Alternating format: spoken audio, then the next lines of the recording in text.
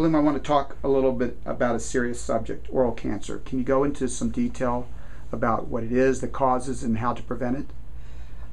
Yeah, unfortunately, oral cancer is a rather prevalent cancer. It's up there in the top 5 cancers of people that people get in the United States.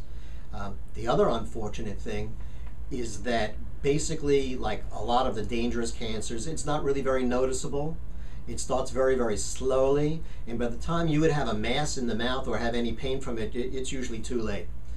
Also, unlike a lot of other cancers, the treatments for that are disfiguring because they involve removing tongue, and it's very, very nasty.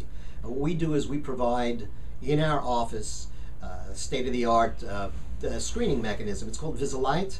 It's been out for a couple of years, and it's a solution that you can rinse with. And what that does is that picks up differences in soft tissue. And we can usually pick things up at a very early level. If we did pick something up, we'd have you come back in for another test that involves the light and a couple of other items. And if we feel that you then would need to have referral to a specialist, we would do that. But it's something that people don't realize. I think 1 person every hour is dying of some type of oral cancer.